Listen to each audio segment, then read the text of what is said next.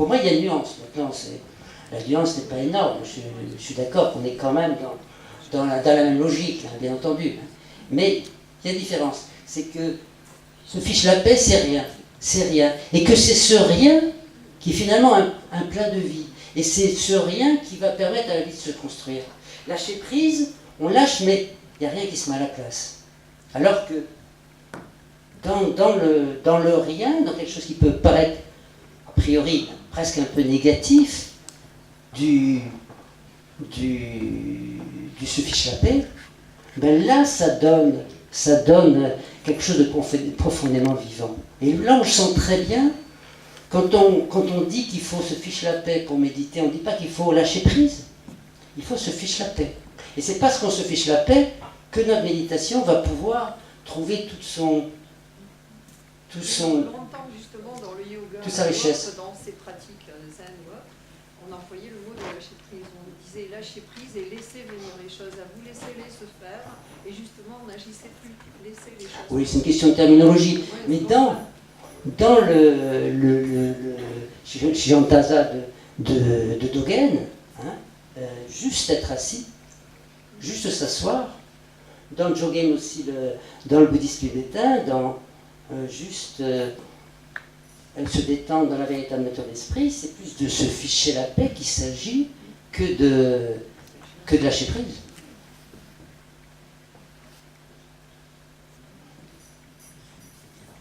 Bon, enfin, ceci étant, là on cherche un peu des poils sur les os. Bonsoir. Je reviendrai un petit peu vers le début, quand tu parlais de stress, de burn-out, etc. Donc, je suis un petit peu en dehors du noyau central de la conférence. Ayant vécu dans un système schizophrénique, communiste, nous étions tout le temps stressés par le fait de devoir exister à deux voies ou à deux lignes parallèles. Et je dirais que ça causait le fait que tout le monde se couvrait le dos pour être à la fois pas très vulnérable, mais de pouvoir retrouver un peu de sa liberté. Et depuis presque 30 ans, j'ai eu le droit de fréquenter les plus hauts niveaux des grands groupes françaises, Jean Lefebvre, Lafarge, etc. Et si dans les années 90, je trouvais là-bas les managers relativement libres, sûrs d'eux et tolérants par conséquence, au cours de ces 30 ans, je trouve que, et je pense que les cerveaux doivent être à peu près au même niveau, qu'ils commencent à prendre des attitudes que nous connaissions dans le système socialiste, c'est-à-dire qu'ils sont encerclés de régulations qui ne les rendent plus libres. L'une des attitudes principales, c'est de se couvrir le dos. Ceci descend sur la hiérarchie de l'entreprise. Et à mon sens, c'est aussi la cause d'un stress qui peut mener à un burn-out à la fin. Eh bien, Yachef, tu l'as dit, hein, on a vécu dans la pression, sous la pression politique, on a vécu sous la pression religieuse, et puis on a vécu aussi sous la pression psychanalytique, le refoulement, les interdits. On s'est libéré de cette pression religieuse, on s'est libéré de cette pression politique, enfin, dans un bon nombre, enfin, en particulier toi dans ton pays, on s'est libéré de la pression psychanalytique. Mais pour tomber sous un autre joug, dans un autre enfermement. C'est l'enfermement de l'hyperperformance. C'est l'enfermement de la compétence. C'est le diktat de la rentabilité. On vit dans un monde où les choses pour exister doivent être utiles, doivent être efficaces et doivent être rentables. et dans un monde dans lequel on n'est plus présent à rien. C'est dramatique. Parce que la plus belle chose, si elle n'est pas rentable, si elle n'est pas efficace, si elle n'est pas utile, va être éliminée. On le voit avec, quand on va en Chine et qu'on voit ces quartiers qui étaient admirables, ces endroits séculaires, etc., qui sont systématiquement rasés pour mettre des buildings et des hôtels high-tech à la place. Ça, c'est rentable. Et on n'est plus présent à rien. Et ça, c'est la conséquence. Et ça, c'est dramatique. On n'est plus présent aux arbres, aux forêts. Maintenant, les forêts, c'est un calcul des calculs scientifiques. On met les forêts pour consommer l'oxyde de carbone et on voit dans les forêts, finalement, les bûches potentielles qu'on va pouvoir en faire. Hein. Mais on n'est plus présent à l'arbre. On peut dire, c'est dommage, parce que les arbres, c'est nos frères arbres, quelque part. Et difficile d'être humain si on n'est pas connecté aux arbres. Mais on n'est plus présent aux rivières. Les rivières, maintenant, une rivière, c'est aussi un potentiel d'usine pour fabriquer de l'électricité, ou une rivière qu'on va cimenter pour en faire un bassin, pour faire du pédalo dessus à des fins touristiques. Mais la rivière en elle-même, on n'est plus présent à la rivière. Les vaches, c'est admirable. Une vache, quand ça vous regarde, je trouve qu'il y a une émotion fantastique dans l'œil d'une vache. Mais finalement, une vache, qu'est-ce que c'est? C'est un potentiel de viande. Hein? La problématique, c'est que les êtres humains, c'est devenu pareil. Et que les êtres humains, finalement, ce sont des instruments, ce sont des rouages. On ne voit en eux que le potentiel qu'ils peuvent apporter. Et quand ils ont donné ce potentiel, ils sont en quantité négligeable. On les met dans des EHPAD, on les met dans ce genre de choses, on les envoie mourir à l'hôpital. C'est une façon aussi qui rapporte, qui reste rentable jusqu'au bout. Est-ce que ça ne vous étonne pas qu'on utilise le même mot pour parler du ramassage des ordures et le ramassage scolaire? Qu'on parle des ressources minières ou des ressources animales et qu'on parle des ressources humaines. Ça montre bien à quel point on n'est plus présent à rien dans notre vie. Alors si on n'est plus présent à rien, il faut s'attendre à tout.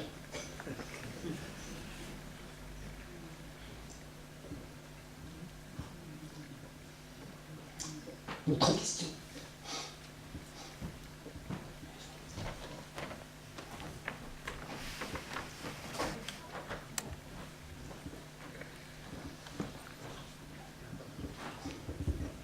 Bonsoir. Bonsoir. J'ai une question en fait. Est-ce que ce concept-là, ce fichier la paix que vous avez exposé là, moi qui me dérange beaucoup, ne peut pas être qu'une composante en fait? Est-ce qu'il peut être en fait, comment dirais-je, combiné avec d'autres concepts? Pour vous donner un exemple très précis, pendant des années, j'ai vécu une vie qui était ce qu'elle était, et à un moment donné, on m'a initié à une sorte de méditation qui était assez introspective, et de cette pratique-là sont nés beaucoup de changements professionnels, relationnels, humains, etc., dont chaque jour je tire beaucoup de satisfaction. Et je ne parlerai pas d'ici de performance, de compétences, de choses comme ça, vraiment beaucoup de bienveillance, de rencontres. Et est-ce que du coup cette volonté dont on parlait ce matin, dont j'ai dû faire preuve pour changer de voie professionnelle, m'éloigner de certaines personnes, etc., ne peut pas être aussi compatible avec ce système, ce concept de ce fichier la paix en fait? Oui. Moi, j'aurais tendance à dire que ficher la paix peut mener à tout aussi. Et que si on fait les choses, c'est parce qu'on s'est fiché la paix à un certain moment. Enfin, c'est une façon un petit peu facile de botter en touche. Donc, il n'y a pas une... Comment dire, toucher le bonheur d'être ou trouver sa place dans la vie, être humain, être vivant, se sentir vivant, il n'y a pas une façon de l'être. Hein. Se ficher la paix, ça a pour objectif de faire face à ce que le monde fait de l'individu. Mais ça ne prétend pas autre chose. Ça ne veut pas dire que finalement, se ficher la paix est une fin en soi et qu'il n'y a pas d'autre façon, bien entendu. Je pense qu'il y a des tas de façons de méditer et que l'essentiel, c'est de trouver la façon qui nous convienne, bien entendu. Et puis, quelquefois, tout simplement, aller faire une randonnée en montagne, ou alors tout simplement écouter du Debussy ou une sonate de Bach, c'est une excellente façon de méditer aussi. C'est une façon qui nous ramène dans notre humanité. Et quand on écoute du Mozart en particulier, moi quand j'écoute du Mozart, je me sens beaucoup plus humain, je me sens apaisé. Peut-être que si j'avais médité, ou si j'avais, même en faisant la méditation de se ficher la paix, je ne serais pas arrivé au même résultat. Donc, faut être un petit peu prudent et moi je mets un petit peu les limites de se ficher la paix. C'est se ficher la paix par rapport à ce que le monde met comme pression sur l'individu. Mais enfin, notre vie ne se résume pas à la pression, heureusement, que le monde nous fait subir. Hein, donc c'est très bien que vous ayez vos propres modes et que vous soyez content de cette façon de fonctionner. Il faut surtout la garder, bien entendu. Oui, surtout que je pourrais y incorporer justement ce concept-là en plus. Voilà. Je vous dis, se ficher la paix, ça peut être un excellent point de départ. C'est le point zéro. Ça y est, moi, ça me rappelle beaucoup le vide taoïste, le vide dont tout part, le vide plein, le moyeu de la roue. Pour que la roue tourne, il faut qu'il y ait un moyeu. Et le moyeu, il est vide. Mais s'il n'y a pas ce vide au milieu, il n'y a pas de roue. Et on n'avance pas. Pareillement, la cruche que vous avez sur la table, la cruche, elle fonctionne parce qu'elle est vide. Et c'est ce vide qui vous permet de la remplir et qu'elle soit pleine. Mais si elle n'est pas vide, elle ne serait pas pleine. Mais la vie, c'est quelquefois comme ça. Il faut accepter d'être dans le vide, d'être dans le plein, dans ce que l'on trouve aussi dans la notion du non-agir. Hein? C'est parce qu'on est dans le non-agir, parce qu'on est dans le vide, qu'en réalité, on est dans le point de départ de ce qui permet que tout se passe.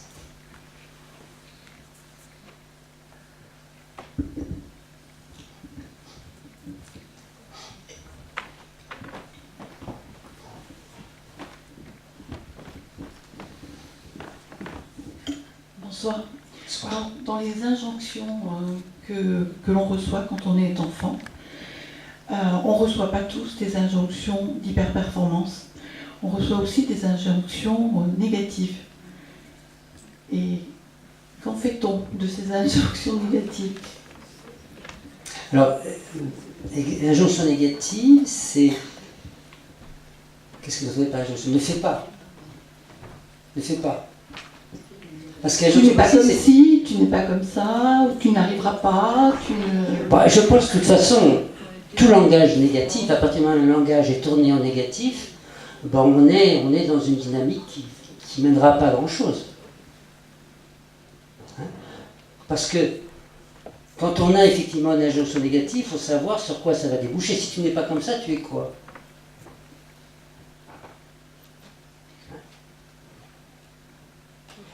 La réponse n'est pas forcément donnée. Dans les injonctions qu'on reçoit, les injonctions sont des injonctions. Il n'y a pas forcément une explication qui suit. Oui, mais je pense que, je ne sais pas si le gamin ne comprend, quand tu ne dis pas ne sois pas agité, ça veut dire sois calme, quoi. Mais ça revient à la même chose. Oui, mais il y a des injonctions qui sont beaucoup plus nihilistes et qui font du mal aux enfants, et on n'est pas forcément dans cette recherche après, quand on est adulte, d'hyperperformance. Peut-être que justement, il y a autre chose à ce moment-là, qui est quelque chose qui serait à l'inverse d'aller dans une performance parce que on n'a pas eu l'injonction qu'il fallait à ce moment-là. Donc, il y a il n'y a pas que cette partie-là, il y a un peu les deux aussi. Bien sûr, bien sûr. Mais finalement, de ce que l'on apporte aux enfants, de ce qu'on ne leur apporte pas, parce que je pense que c'est beaucoup là que ça se joue, et c'est là que si on réfléchissait à deux fois à l'importance qu'ont les parents dans le développement de l'enfant, on ferait certainement moins d'enfants, parce que c'est finalement une responsabilité colossale. Hein.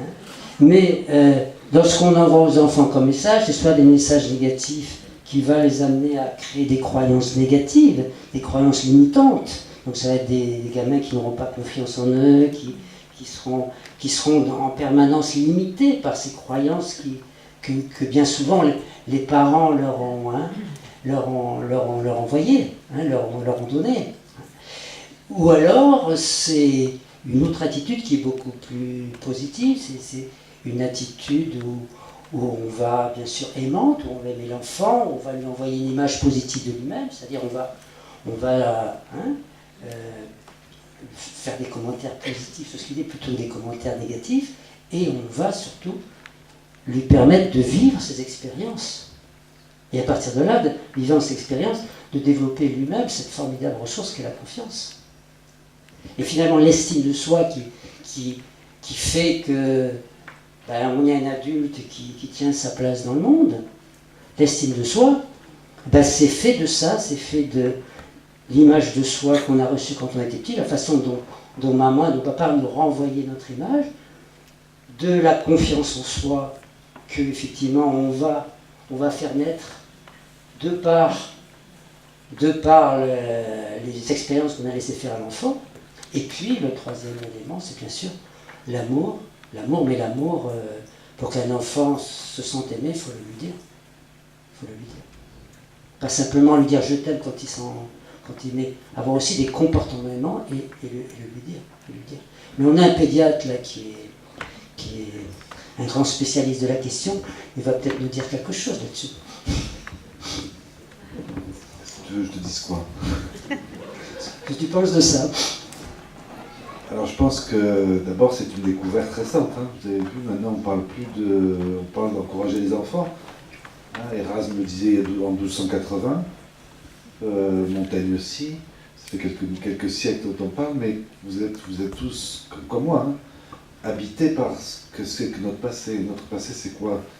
Un enfant, c'est, si tu veux préparer ta vieillesse, ton enfant, ne le tue pas quand même, parce qu'autrement il t'accueillera pas. Ça, c'est le livre des Proverbes, c'est dans la Bible. Oui, ça y est. Si tu aimes ton enfant, il faut le coller sur les ponts quand même. N'oubliez pas que notre histoire, c'est que toute la religion ne supporte pas que nous sommes des animaux. Nous sommes des animaux évolués, certes, mais des animaux. Et donc un enfant, il n'y a pas de caprice chez l'enfant. J'essaie de dire ça pour toutes les mamans que je vois depuis que je suis rentré en France. Il n'y a pas de caprice. Un enfant, il n'existe. Je suis le maître du monde et tout le monde doit m'obéir. C'est génétique, comme tous les animaux. Et la deuxième chose, c'est pourquoi on dit qu'un enfant est infernal. Infernal, ça veut dire habité par le diable. C'est que je n'existe que dans le regard des deux importants de ma vie. Si jamais il ne me regarde pas, je n'existe pas. Donc de temps en temps, j'appuie sur le bouton. Donc j'appuie sur le bouton pour être sûr d'exister. C'est inconscient et nécessaire à ma vie. Un bébé ou un enfant, il n'y a pas un enfant qui se lève le matin en disant tiens, comment je vais faire chier. C'est pas ça. J'ai besoin pour vivre que tu me regardes. C'est pas du tout la même chose. C'est totalement inconscient et nécessaire à ma vie. Bien sûr, tout le monde a besoin qu'on lui dise qu'on l'aime et qu'il est beau, bien sûr. Et c'est la principale aide qu'on puisse amener, le principal élément de bienveillance, puis c'est dire aux gens qu'ils sont beaux et qu'on les aime. D'autres questions?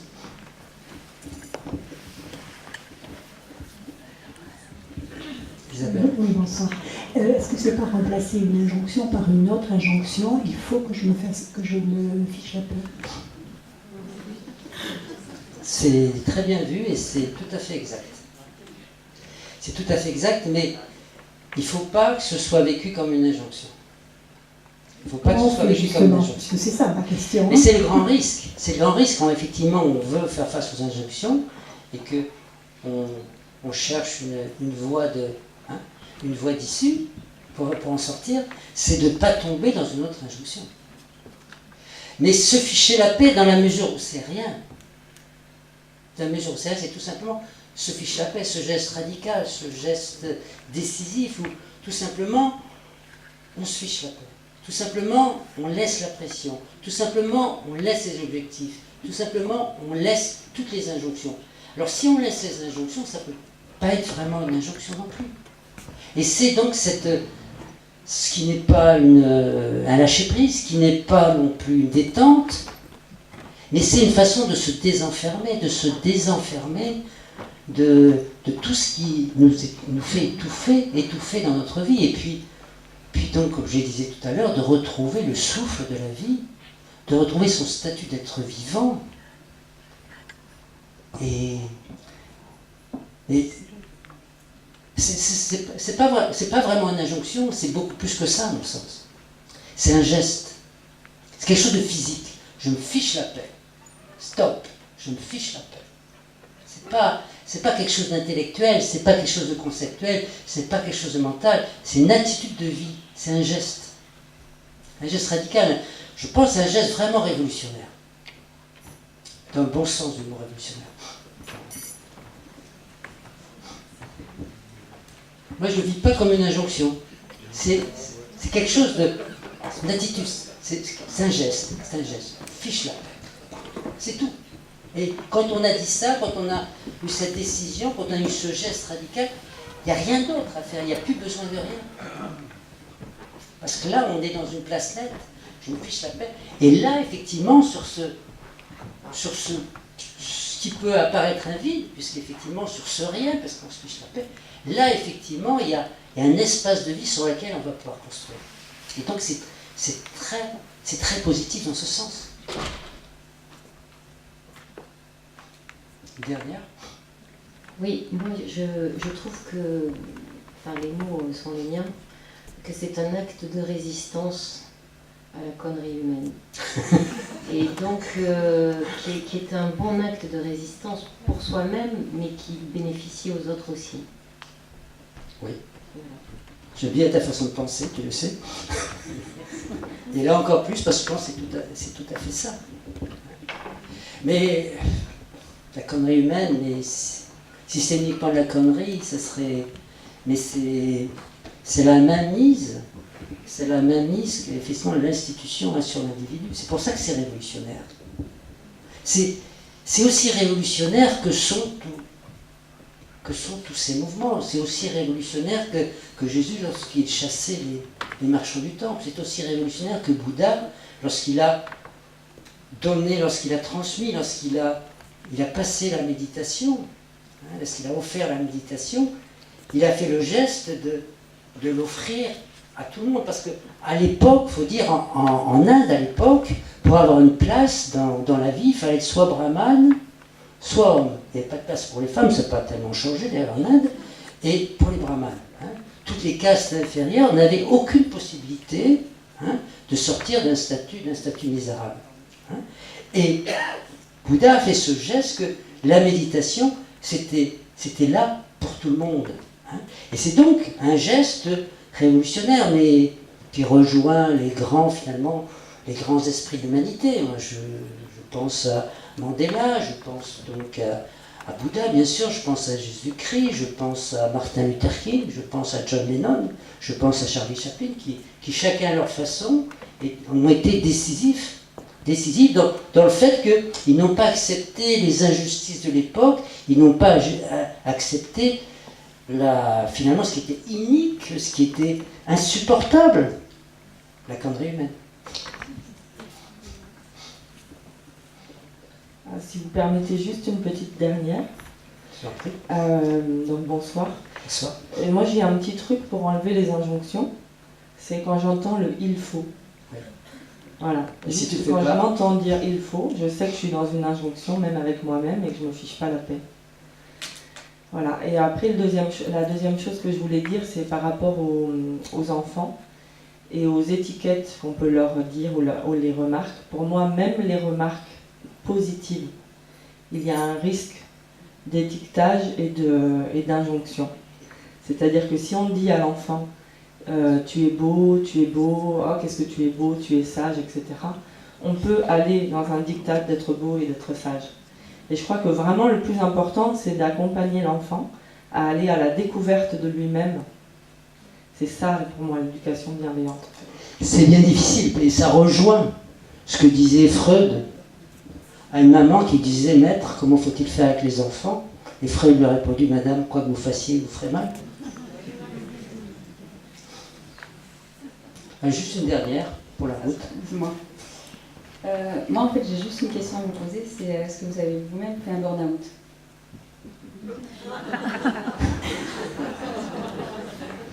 Je n'ai pas fait de burn-out. J'ai pas fait de burn-out. Pourquoi j'ai pas fait de burn-out? Parce que... je pense parce que j'ai médité, et puis que méditant, ça m'a permis de me positionner dans une profession guitariste, la profession médicale, mais de me mettre dans un confort et dans des conditions d'exercice. Par exemple, en faisant ce que ne faisaient pas mes confrères, en prenant une secrétaire. J'ai toujours travaillé avec une secrétaire. J'ai toujours trouvé qu'il y avait déjà suffisamment à faire avec les patients. Si en plus il faut faire avec la paperasse, la bureaucratie, etc., ça devient très vite. Donc j'ai toujours une secrétaire. Je me suis donné des conditions, enfin ceux qui sont venus voir ont vu les conditions dans lesquelles je travaillais, c'était des conditions de confort, avec de la place, dans les endroits que j'essayais de décorer vraiment à mon goût, de façon à y être bien, pour que quand on passe longtemps dans un endroit, surtout si c'est pour y bosser, il vaut mieux que ce soit un endroit sympa, qu'on aime bien. Voilà, donc je me suis mis un petit peu ces conditions, moyennant quoi, depuis le premier jour, je me suis installé jusqu'au dernier jour, mon dernier patient, ça fait 40 ans d'exercice, 40 ans pratiquement jour pour jour. Je me suis installé le 13 juillet et j'ai arrêté le 12 juillet.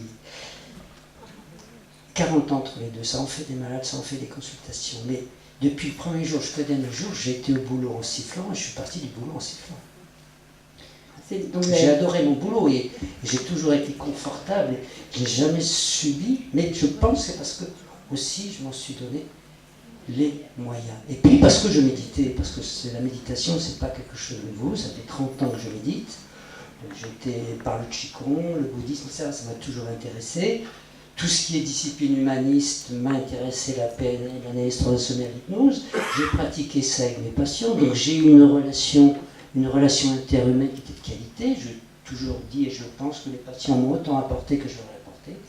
Et qu'on a grandi, ils ont grandi peut-être certains avec moi, mais j'ai grandi autant avec eux. Et que donc, cette expérience humaine, cette chance que l'on a d'être dans la vie, dans le creuset de la vie, et puis en plus si on a une certaine, une certaine curiosité intellectuelle de travailler sur toutes ces données humanistes, je pense que c'est une excellente façon d'échapper au burn-out. Et justement, ça m'en va à ma deuxième question, qui est, en fait, j'ai l'impression d'avoir compris ce sort de... Peut-être que je me trompe, mais que pour vous, le burn-out, c'était quelque chose de négatif, et dur à vivre, etc. Et est-ce qu'on ne peut pas voir le burn-out comme un cadeau, justement, de la vie, et qu'on arrive de là, quoi. Tout ce qui, dans notre vie, est une épreuve, est un cadeau. Tout ce qui ne nous détruit pas, toute maladie nous guérit quelque part de nous-mêmes.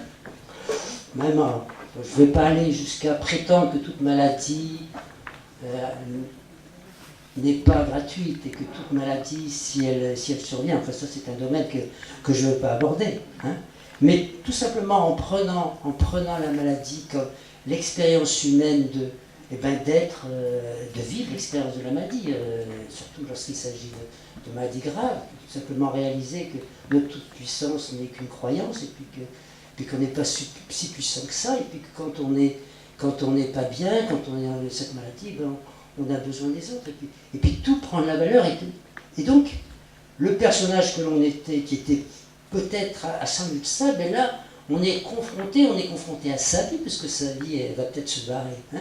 On est confronté dans sa vie, et on ne peut pas ne pas s'investir et ne pas voir si on a un minimum de bienveillance à son égard, et surtout un minimum minimum de recul par rapport aux choses, ne pas voir ce qu'était notre vie avant. C'est l'idée de... C'est quand le bonheur nous quitte, c'est au boucan qui fait quand il nous quitte qu'on s'aperçoit du bonheur qu'on a. Mais je pense que la maladie, c'est le même ordre.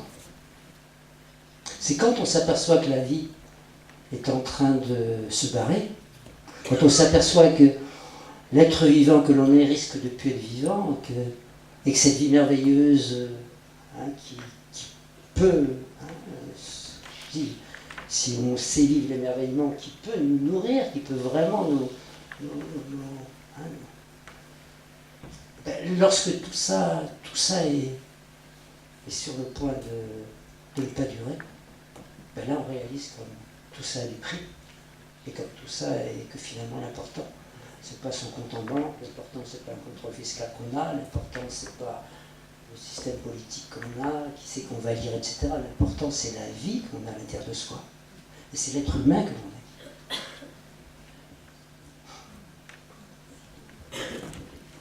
Et voilà, je crois que c'est tout pour les questions, ou alors vous avez une toute dernière.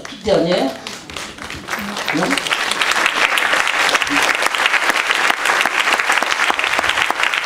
Alors, un mot sur l'école. Un mot. Oui, il y avait une question ? Non ? Alors, un mot sur l'école. Donc, l'idée est née après avoir fait près de 2 ans de pratique méditative pure.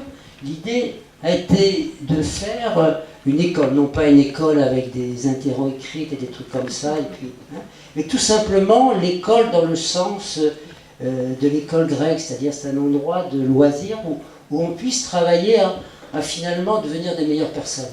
C'est ça l'idée de l'école.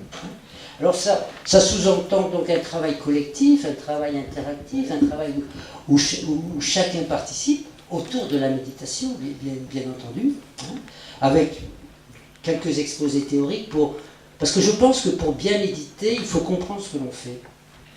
On n'est pas comme la pratique bouddhiste ou la pratique en Orient, où effectivement méditer, c'est répéter des mantras souvent qu'on ne comprend pas. Enfin, moi, j'ai été dans des centres bouddhistes à Bayonne en particulier, mais il y avait quelque chose qui manquait. On disait des mantras, on passait son temps à des mantras qu'on ne comprenait pas, on ne savait pas ce qu'on disait.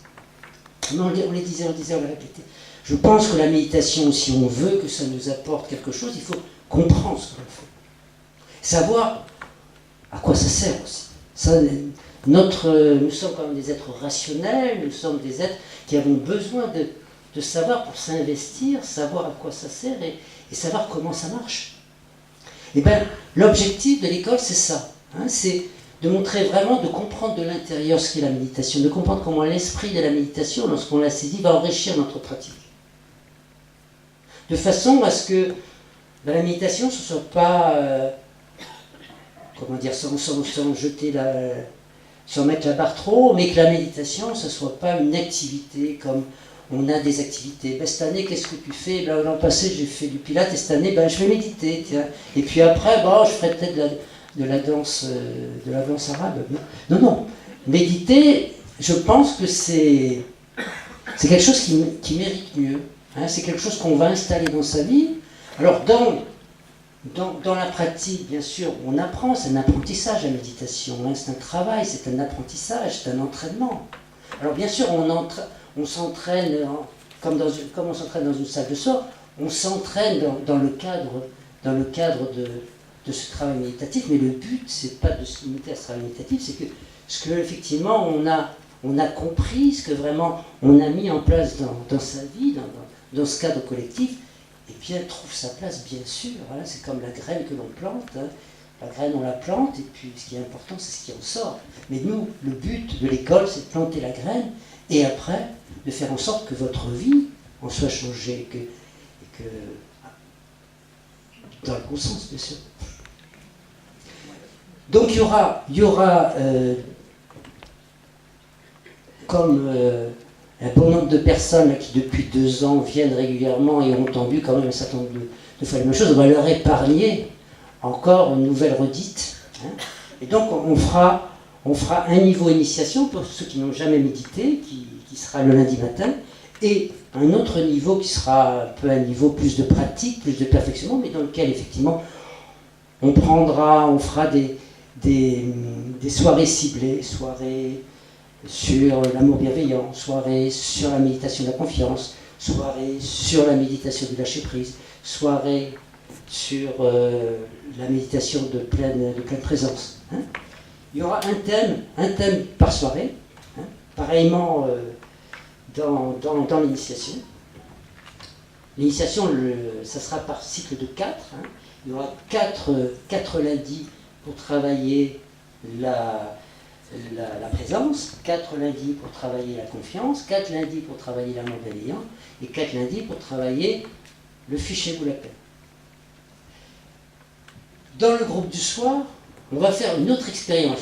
Une expérience, c'est de partir du fichez-vous la paix, pour à partir du fichez-vous la paix, aller plus en profondeur dans la présence, dans la confiance, et voir comment ce ficher la paix, hein, va nous permettre d'approfondir notre pratique de la confiance, de la présence et de l'amour bienveillant.